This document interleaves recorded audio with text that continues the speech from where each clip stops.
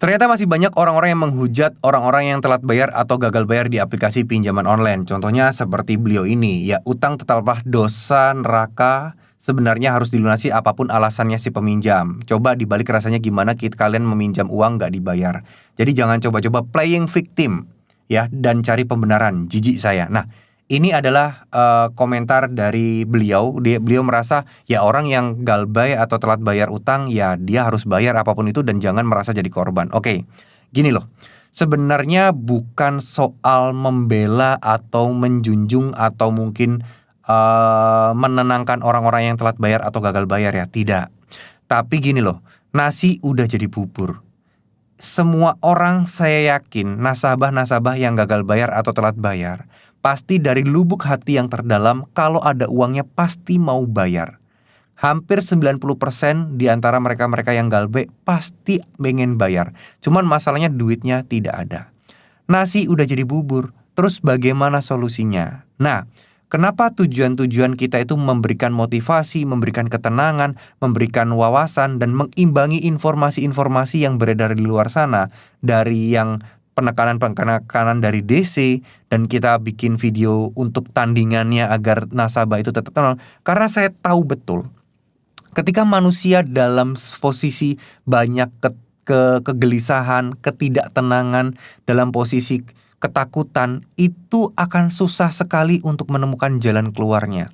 Akan susah sekali untuk bangkit, akan susah sekali untuk menemukan solusi. Ini masalahnya itu uang loh. Nyari uang itu kan gak gampang. Gak cukup hanya niat doang, terus uang datang kita bayarkan, kan enggak. Perlu kerja keras, proses kerja keras ini pun juga harus membutuhkan cari penghasilan via mana, bidang mana, kerja sampingan seperti apa. Ini kan harus pelan-pelan. Gimana ceritanya orang yang terus-terusan kena tekanan terus harus dipaksa suruh bayar dan gak boleh playing victim?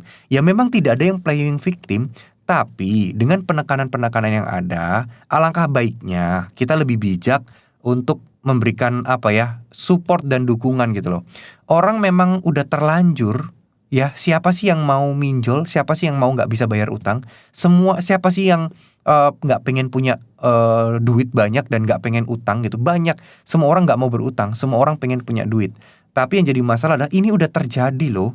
Ya udah terjadi, ini berarti kan kita tinggal fokus untuk membantu dan menguatkan mental-mental orang-orang yang sedang down seperti ini loh. Karena gak semua orang mempunyai wawasan dan pengalamannya.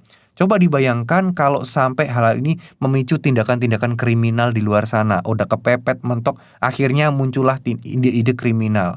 Nah, kita membantu untuk mensupport para orang-orang yang gagal bayar ini biar mereka bisa bangkit dan maju. Begitupun juga yang terjadi di saya dulu. Saya punya utang banyak dan utang saya pun hampir 60 juta.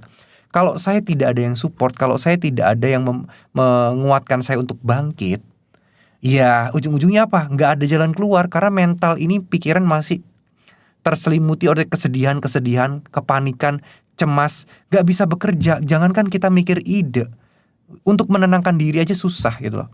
Jadi buat kalian-kalian yang merasa nggak pernah berhutang atau merasa ya utang mah harus dibayar, lu bayar aja cari duit apapun yang terjadi. Iya memang itu yang lagi dituju. Tapi untuk prosesnya itu loh, itu yang paling penting. Gak semua orang mungkin punya mental seperti anda-anda yang ngomong seperti itu gitu.